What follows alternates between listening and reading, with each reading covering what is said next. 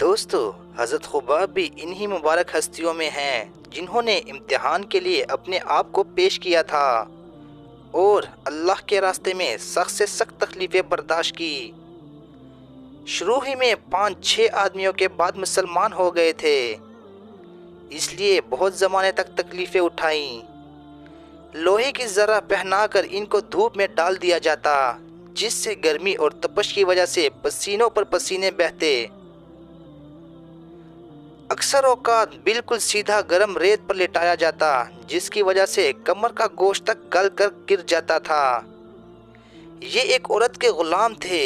اس کو خبر پہنچی کہ یہ حضور اقدس صلی اللہ علیہ وسلم سے ملتے ہیں، تو اس کی سزا میں لوہے کو گرم کر کر ان کے سر کو اس سے داغ دیتی تھی۔ حضرت عمر نے ایک مرتبہ عرصہ کے بعد اپنے زمانہ خلافت میں حضرت خباب سے ان کی تکالیف کی تفصیل پوچھی جو ان کو پہنچائی گئی۔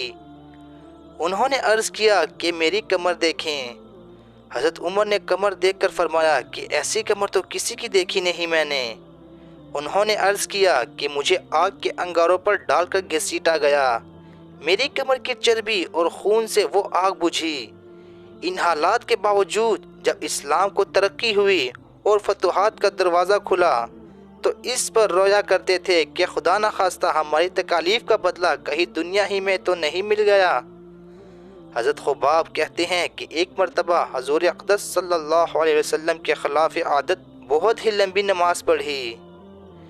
صحابہ نے ان کے متعلق عرض کیا تو حضور نے ارشاد فرمایا کہ یہ رغبت اور ڈر کی نماز تھی۔ میں نے اللہ تعالیٰ سے 3 دعائیں کی تھی، 2 ان میں سے قبول ہوئی اور ایک ان کو انکار فرما دیا۔ میں نے یہ دعا کی کہ میری ساری امت قحط سے ہلاک نہ ہو جائے، یہ قبول ہو گئی۔ دوسری دعا یہ کی تھی کہ ان پر کوئی ایسا دشمن مسلط نہ ہو جو ان کو بالکل مٹا دے، یہ بھی قبول ہو گئی۔ اور تیسری دعا یہ کی تھی کہ ان میں آپس میں لڑائی جھگڑے نہ ہو، یہ بات منظور نہیں ہوئی۔ حضرت خباب رضی اللہ تعالیٰ کا انتقال 37ویں ہجری میں ہوا اور کوفہ میں سب سے پہلے صحابہ یہی دفن ہوئے۔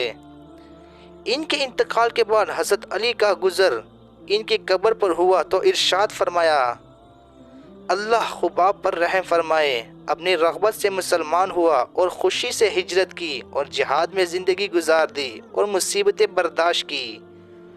مبارک ہے وہ شخص جو قیامت کو یاد رکھے اور حساب کتاب کی تیاری کرے اور گزارے کے قابل مال پر قناعت کرے اور اپنا مولا کو راضی کرے۔ فائدہ: دوستو، حقیقت میں مولا کو راضی کر لینا انہی لوگوں کا حصہ تھا کہ ان کی زندگی کا ہر کام مولا ہی کی رضا کے خاطر تھا۔